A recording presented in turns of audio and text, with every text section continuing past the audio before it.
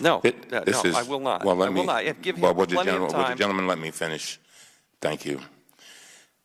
This has been an attack on our democracy, Mr. Chairman, and Mr. Lynch is one of our greatest members, and the passion that he has expressed is not limited to him. It's to many Americans. They feel as if all of our the things that underpin our democracy have been attacked over and over and over again.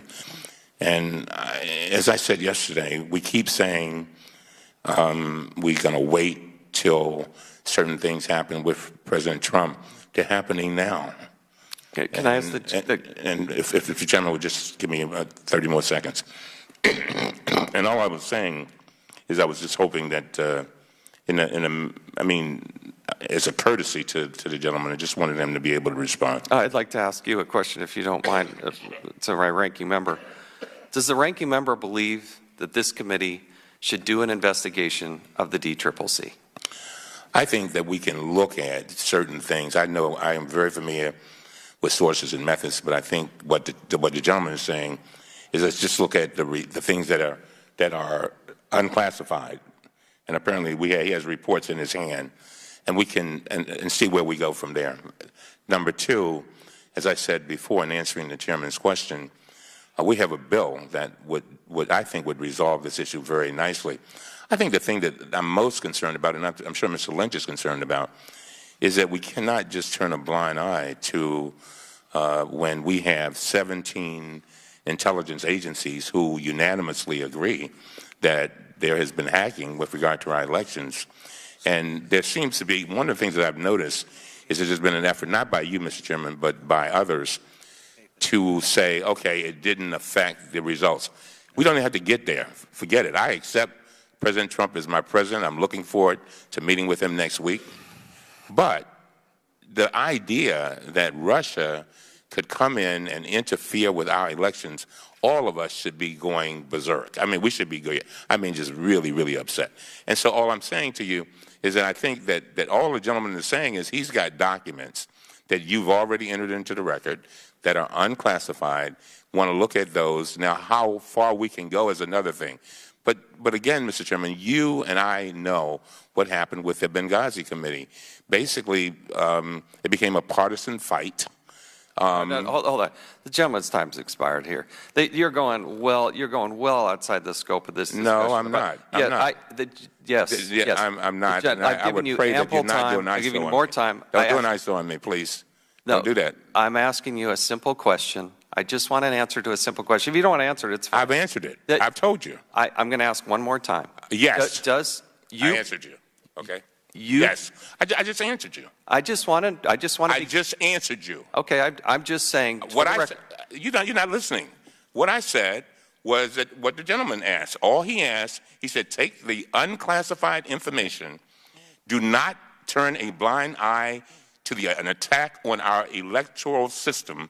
And let's go as far as we can. When you take it to the Intelligence Committee, what you've done is you've gotten Mr. Nunes, who was on the transition committee for President Trump. And as much as I like him, I want, and as the gentleman asked, he wants an investigation that will have integrity.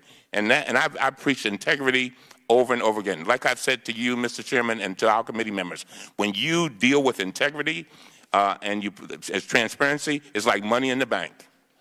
And so I would just ask you to just work with us and see what we can come up with. That's all. Mr. Chairman. My last point,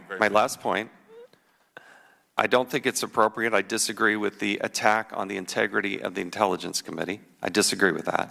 I think they are of integrity. I think Mr. Schiff and Mr. Nunes are men of integrity, and they run that committee appropriately. And I'm sorry you don't feel that way. Now you done put something in my mouth. Let me be real clear. No. I get to make my point. No, you said something that's not accurate.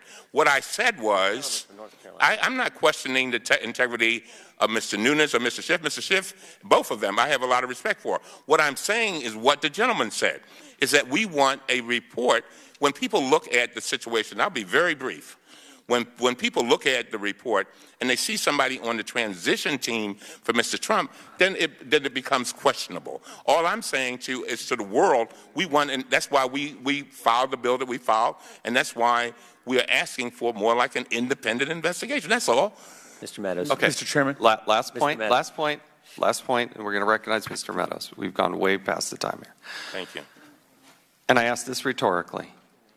Do the Democrats truly want this committee to do an investigation of the DNC and the DCCC? Yes.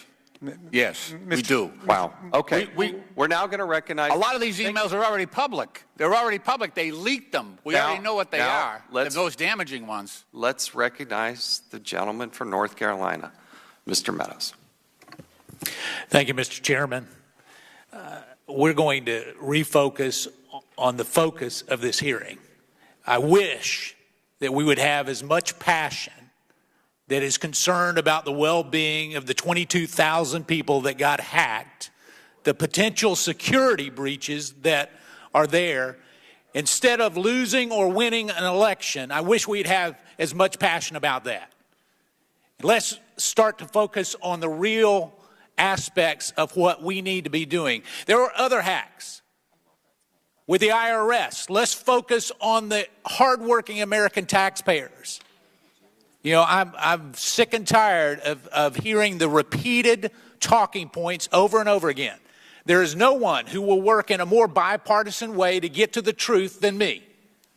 But I disapprove of the talking points that continue to get repeated to undermine the credibility of a duly elected president. Will the gentleman yield? No, I will not.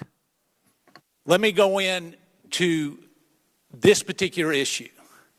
When we're looking at this, you mentioned that you have 100% dual authentication throughout the system. Is that correct? Yes, sir. That's my understanding. Yes. All right. And you're filling some very big shoes. I happen to be a fan of Ms. Cobert. She actually, we come from very different sides of the aisle, but she was always very responsive to this committee and to me personally. And so I want to make sure that we can clarify perhaps your testimony, because the 100% dual authentication is really just at the front door, is it not? Because we have indications from the IG that there is still a whole lot within the system that if they get in the front door, that only 2 of 46 systems inside would require that. Is that your understanding? You may want to refer. I think the CIO wants to jump in here. I think I will defer to Mr. DeVries to answer that. Thank you. So we have multi-factor authentication in there for the users, the standard users who come onto the network. That is correct, 100%. To get onto the networks, they require their... But once in... No, once they get in, they are still then authorized their access based upon those attributes and their roles of what they're assigned to. So they're not given...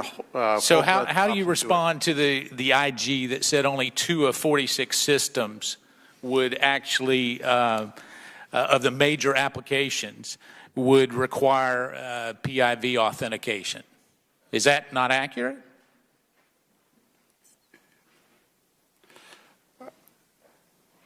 I'd like to go back and look at that. I would defer to my CISO here, but that does not ring true to how we. Because this isn't my first rodeo. I've been here with a number of folks. In fact, I called for the resignation of the OPM director when there were similar terms that I'm hearing today that give me concern that we're making progress. And I guess, how do we define success? At what point will we have all the major applications? And Mr. Lynch talked about the encryption.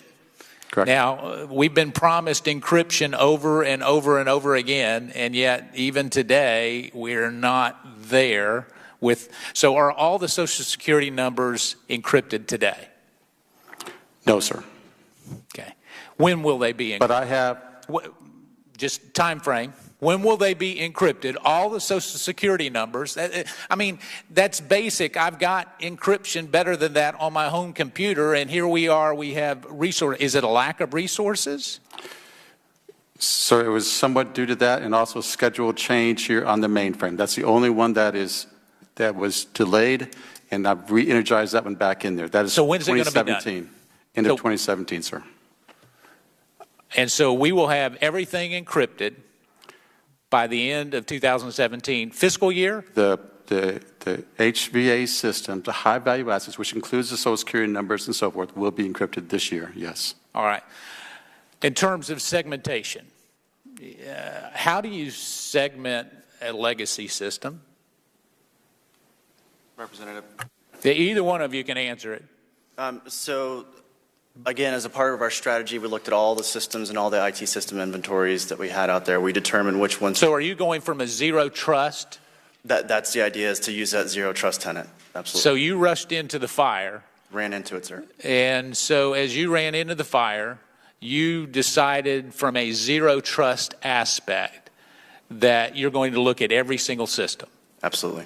All right. So we can tell all of those employees or potential employees or those who have had their personal life history looked at that by the end of 2017, that you have great assurance that we have the most up-to-date, sophisticated cybersecurity protection that they will ever see, and it will be segmented in a way that if somebody gets in the front door, that they won't be able to go through the whole system. Is that correct?